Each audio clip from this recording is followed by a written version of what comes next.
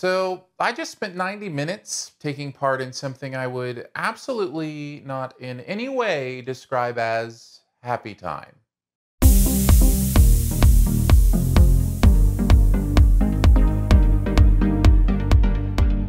The Happytime Murders asks the question, what if puppets were a real part of society?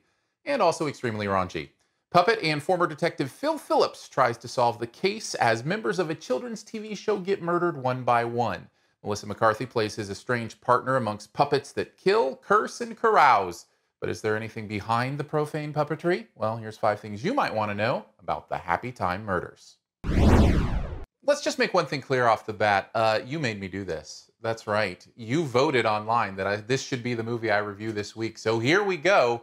Happytime Murders. I did not have a great time. I didn't have a good time. I had a bad time with the Happytime Murders. Let's start with possibly the nicest thing I'm going to say. We'll give it a yellow. There is an attempt here to do some world building. Now, this isn't the first time this kind of thing has been done before, right? You've got Meet the Feebles. You've got Team America World Police. You've got BoJack Horseman that kind of does a similar thing. That's because this is an interesting idea, and there are moments in this movie where there's just a glimmer of maybe if you'd made a lot of different decisions, there could have been something interesting here. Now, for me, that's still a negative because it's very discouraging. It's depressing that you didn't go the right way that could have been interesting, but at the same time, maybe that's what you can find here. You can find a little bit of what the world would be like if puppets and humans actually existed together. But that's it. I think when you're dealing with a comedy, you have to start with whether or not the humor works, and that really is the primary negative about this.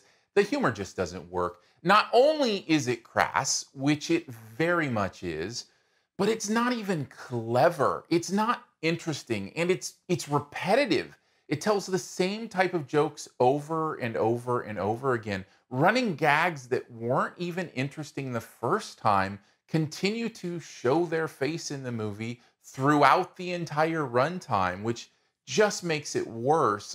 There is something about this movie that is anti-humor. It's that feeling you get when you know something is trying to be funny, but instead it's making you angry. That's what's going on here. I don't think I laughed once. It's not only not funny, it doesn't make any sense. This plot is complete nonsense. Part of the reason for that is that the characters aren't appealing at all. I didn't find Phil Phillips, this detective at the center of this, I didn't find that I was really rooting for him or interested in him or knew enough about him. Melissa McCarthy's role didn't seem interesting in any kind of special way.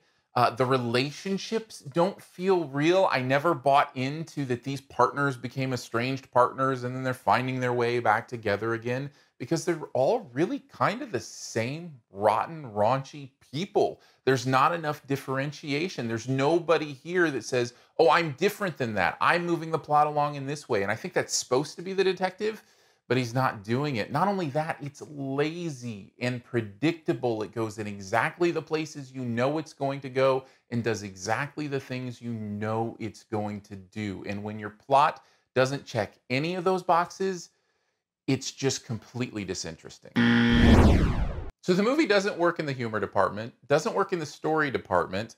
Unfortunately, it doesn't work in the emotion department, which that's not a surprise if it doesn't work in those other two. Am I supposed to buy any of this emotion? The movie tries to say something, I think, about reconciliation. I think about possibly prejudice, the idea that the puppets are a prejudiced class and how that looks in society, but it's also surface level. Reminds me of Bright in that way. If you saw the Netflix movie with Will Smith, that was all right there on the surface, but it didn't really explore it in any kind of interesting way. In fact, I see a lot of movies doing that.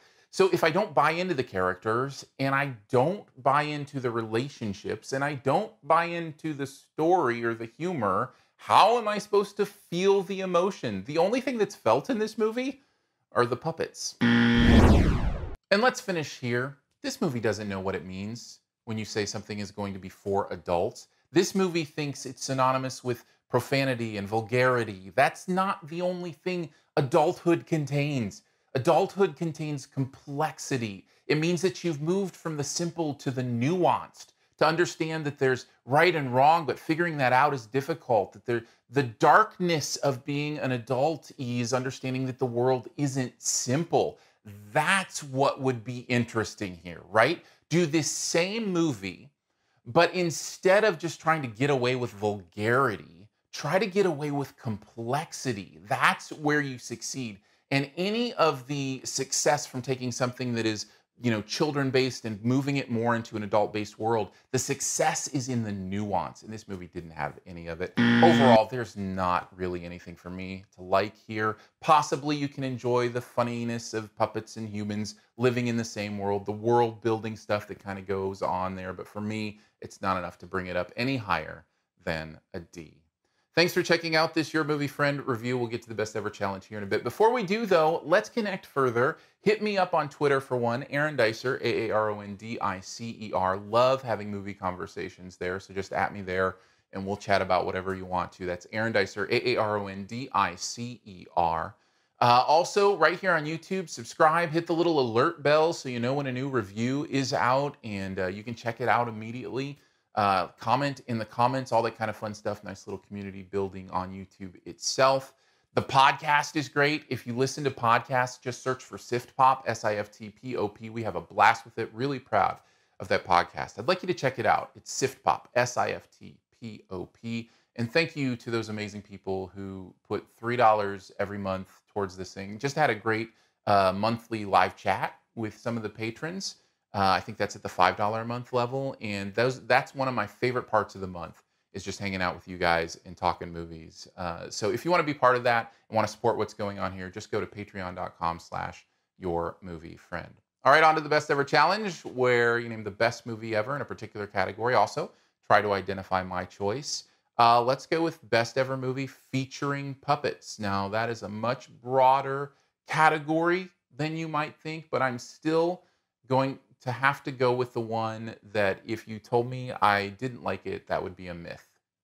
A myth. A myth.